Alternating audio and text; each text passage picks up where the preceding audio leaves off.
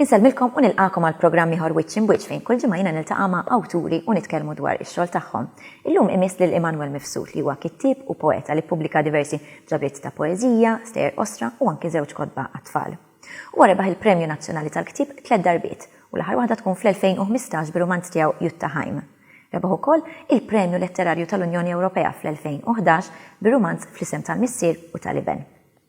Però nibdew billi naqralkom silta mir-romanz tiegħu fid-dlam tal-lejl ħarisna. Dik kienet l-ewwel darba ta' Jelka. Kollox jiġri meta lanqas kienet timmaġina. Kienet taħseb li kien se jkun Jovan l-ewwel raġel li jħobba, avolja dak kien jibda jtemtem jekk isib ruħu waħdu magħha.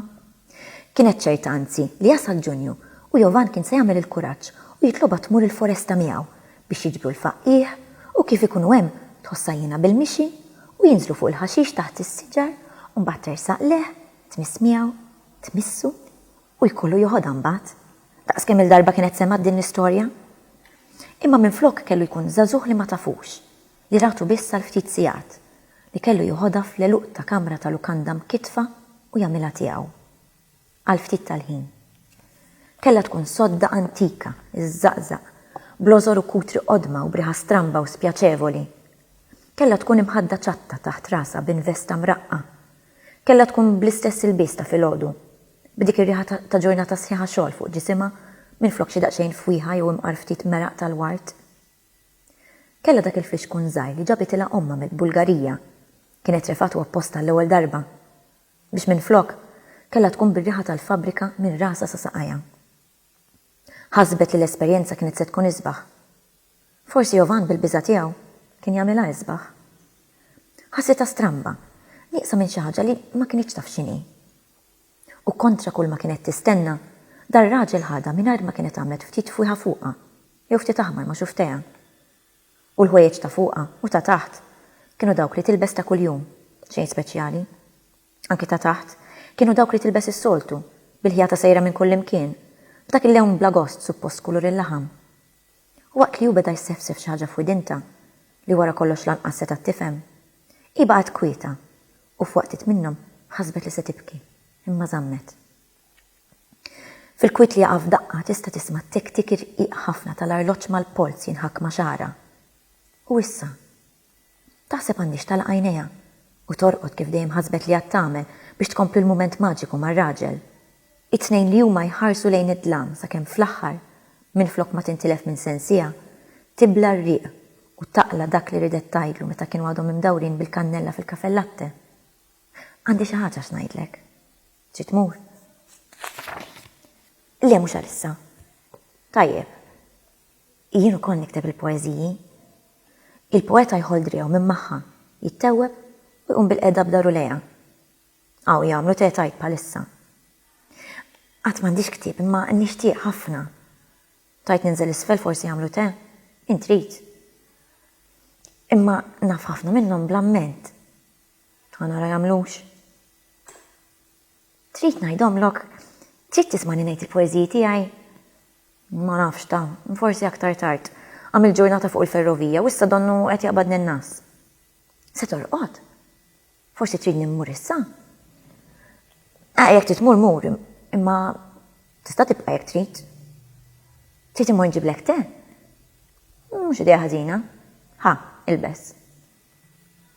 Ju ġib f'moħħa l-ewwel versi tal-aħħar poeżija li kitbet, tilbes il-ħwejjeġ li newlilha u tħosshom kisħin ma' ġisimha li għadu kif inbidel. U jitla' jserraħ daru mat-tistiera tas-sodda u jqabbad sigarett. U dik kienet silta minn fid-dlam tal-lejl ħarisna ta' Emanuel Mifsud. U issa nistiednek, Manuel, biex tidħolha.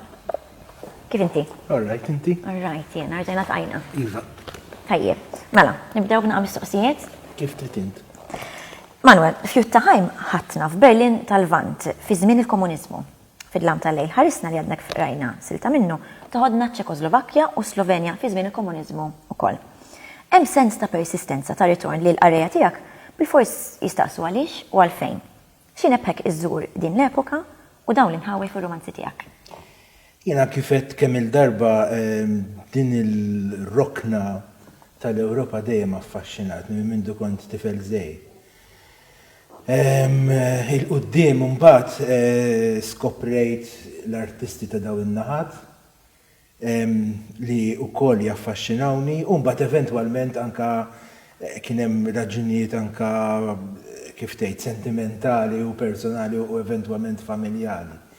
L-interess f'din il-rokna. Smajt ħafna stejjer, smajthom mhux minn terzi persuni ma diretti, rajt ħafna fuq dan il-post, fuq din l-epoka, u dejjem kien hemm dawn l-istejjer personali li jaffaxxinawni. Barra minn hekk dejjem ħassejt il-ħtieġa illi ma nibqgħux nirrakkontaw biss daw il-ftit kilometri ta' dil-gżira tagħna, ġifieri dik ukoll ħassejta importanti, għalkemm b'xi mod ieħor dejjem nispiċċa nirritorna hawnhekk. Sissa qatt ma ktibt xogħol li huwa kollu kemm hu ambjentat barra. Imma primarjament huwa l-interess personali tiegħi li joħodni f'daw il-postijiet. Il-malinkonija, fl-istess waqt ukoll l-ideat żbaljati li aħna tal-punent kellna u għatanna fuq din in-naħa. Daw l-affett kollha ġeluni dejjem inħares lejn b'ċertu faxxinu u nispira ruħi biex nikteb ix-xogħlijiet illi ktibt. Tajjeb. Mistoqsija marbuta wkoll ma li dik kif rispondejt. Għalfejn dan id-dettal kollu, pereżempju għandna l-Slivovice, l-amara tal-lukandi taż-żmien il-komunisti, is-swali tad-dar tal-kultura mimlija x-xjuħ tal-villaġġ, saħansitra d-deskrizzjonijiet tal-fabbriki u t-toroq huma realistiċi b'mod li forsi minn bajneħ biss jista' verament japprezza. Mela, dawn id-dettalji taħseb li ħajntilfu fuq l-qarrija Maltin? Jistgħu iva, jistgħu le. Naturalment hemm ċerti affett li kif qed ngħidlek jiena ħadthom minn nies li għexu dak iż-żmien ħadthom direttament minn għandhom hija l-istorja tal-pubbliku, l-istorja tal-poplu żgħir, mhux l-istorja naqraw fil-kitba tal-istejjer, fil-kitba tal-istorja.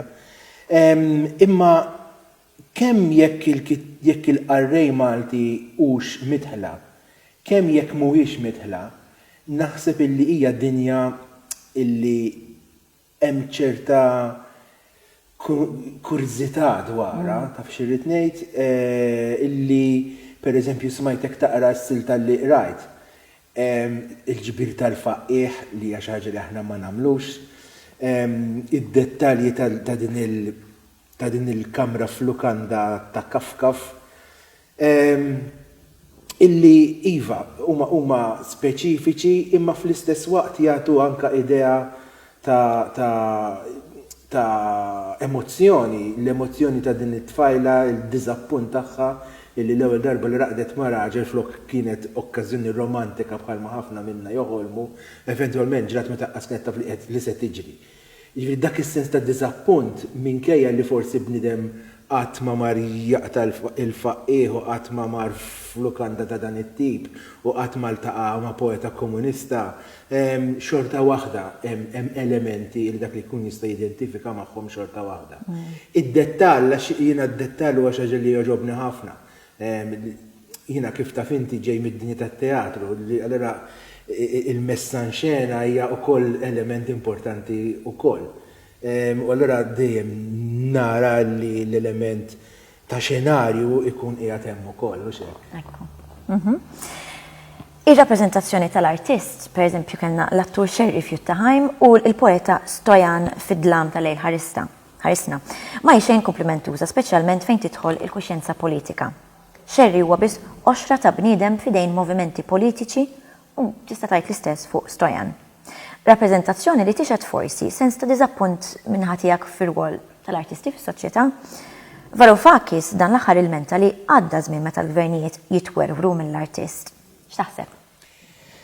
Aħna kif kont qed ngħid meta min-naħa tagħna naħsbu fuq din naħa l-oħra li ovvjament issa m'għaddix in-naħa l-oħra wara kollox ħafna minn dawn il-pajjiżi li qed insemmu huma parti mill-Unjoni Ewropea bħalma aħna. U ħafna minn daw il-ċittadini jinsabu fostna anka jgħixu hawn.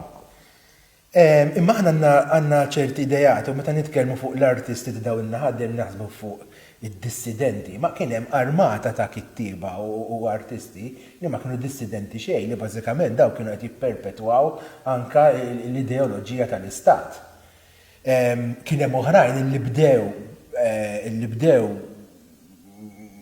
f'din il-ġabra ta' artisti li kienu favur l-istat un bat eventualment qalbu jew konvertew jew skont kif taħseb l-affarijiet inti. Jiġifieri kemm Stojan li huwa parti mill-apparat statali ta' dak iż-żmien il-Jugoslavja.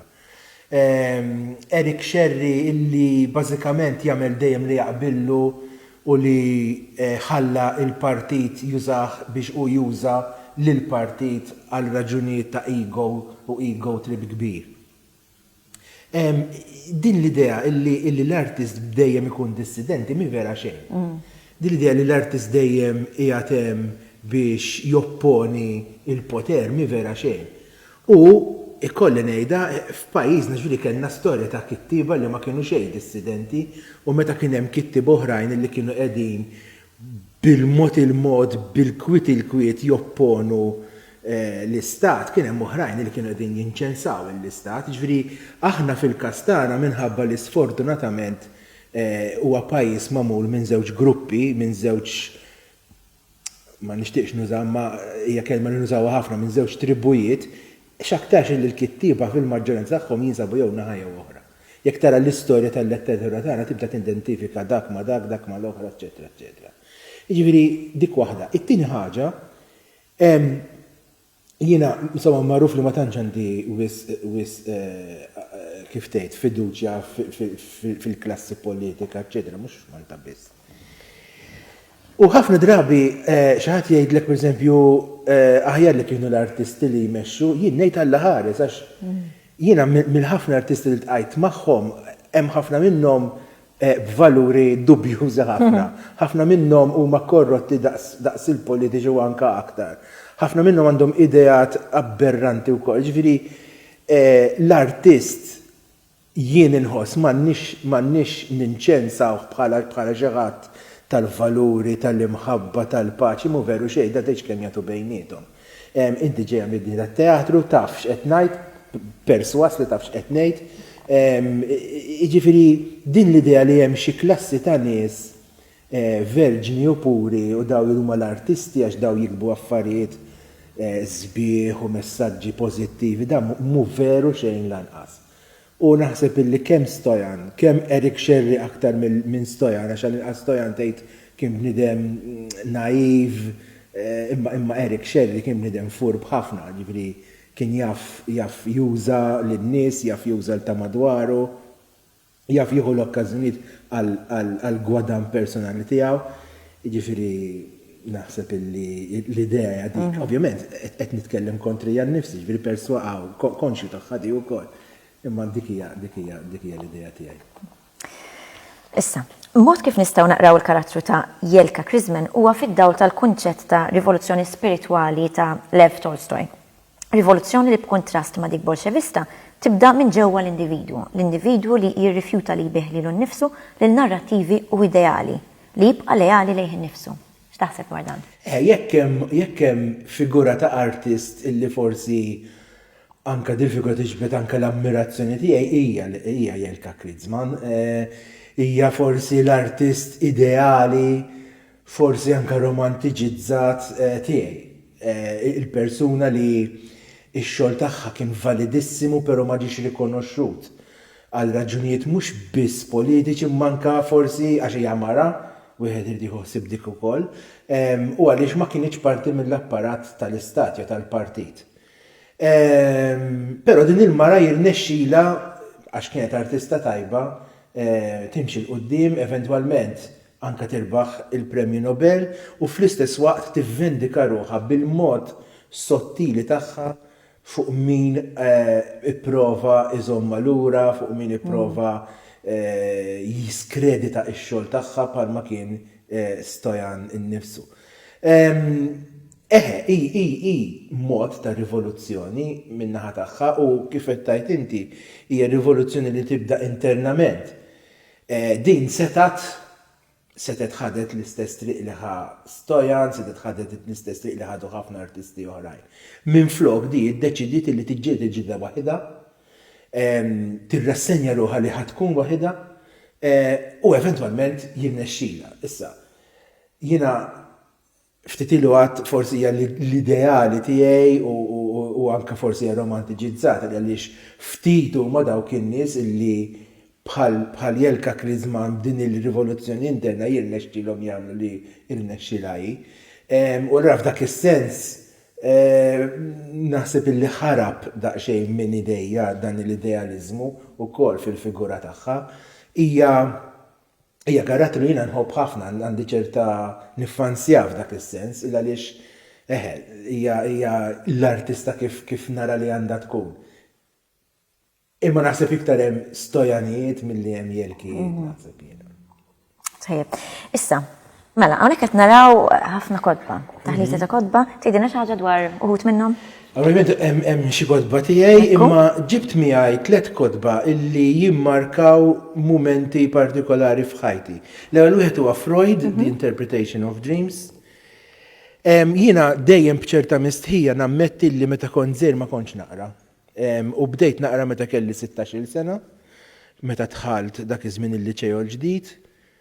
U il-ktieb li ġelni niftaħ għajnejja u nibda naqra kien appuntu The Interpretation of Dreams. Forsi hija storja stramba The Interpretation of Dreams mhux xi ktieb li toqgħod taqra qabel torqod, imma ma nafx għalfejn kien parti mis-sillabu tal-filosofija x'dak iż-żmien kont nistudja l-filosofija hemmhekk, il-liċew l-ġdid u affaxxinajt ruħi u minn hemm bdiet it-triq tiegħi pjuttost tard nammetti imma imnalla kien dan il-ktieb għalija, ġifieri kieku dan il-ktieb ma ltqajtx miegħu ma nafx x'kien jiġri minni. U allura huwa ktieb għażiż ħafna minħabba din ir-raġuni. Studs Lonergan ta' James T. Ferrill. James T. Ferrill mhux xi kitteb magħruf ħafna. Kiteb fi żmien li kienet jikteb James Joyce, Ulysses, etc. Huwa ta' u Amerikan però ta' discendenza Irlandiża bħal James Joyce. Però joħodna fid-dinja Amerikana tal-immigranti Irlandiżi. U Studs Lonergan huwa l-isem ta' dan il-karattru prinċipali tar-romanz, attwalment huma 3 romanzi f'wieħed, li bażikament joħduna il-ħajja kollha ta' dan il-bniedem. Il-konflitt bejn il-ħajja moderna u l-konservatizmu kattoliku Irlandiż. Fl-istess waqt għandek il-bniedem illi twilet familja kattoliċissima, però da qed f'punt ta' ħajtu tilef kollox, jiġri l-emmolaw, jixrob u jagħmel. U bażikament tibda tinduna li d-dinja kollha ta' madwar Studs Lonergan attwalment hija dinja korrotta ħafna. Saħansitra anke missieru ikollu it-taħwit tiegħu wkoll minkejja din l-idea ta' santità u x'naf jien. Jiena ma kontx naf bil-ktieb, attwalment niftakar ilu ħafna fuq dak iż-żmien kien magħruf bħala Xandir Malta, kienu jagħmlu programm il-ħamis filgħaxija kien ismu Anthology. U kienu juru film ta' ċertu livell ta' intelligenza, mhux sempliċement popcorn film. U kien ikun hemm introduzzjoni, insomma kien film, ġeneralment kienu jkunu film sal-kbar, issa jien kont għadni żgħir ħafna. Ma nafx ġara dakinhar jew ommi missin marretajnhom bihom, insomma jibqgħet nara dal-film u kien appuntu Studs Lonergan. U kien affaxxinani l-istorja ta' dan il-ġuvni li kien familja qed ngħidlek kattolika bħalma kienet tiegħi, illi ħajtu qabdet toroq illi ħadd ma kien jimmaġina u għalrejn bdejt kif tgħid nispiċċa sedott anka minn dit tip ta' ħajja vagabonda ħafna ta' Studs. U kien wara ħafna snin illi skoprejt illi attwalment Studs Lonergan kien romanz u kont rajtu b'ċertu pjaċir ukoll. Mbagħad ġibt ukoll l-istejjer osra miġbura ta' Heinrich Bell. Heinrich Bell huwa kittieb Ġermaniż illi kellu influenza kbira fuqi, huwa kittieb li għadu jaffaxxinani sal-lum.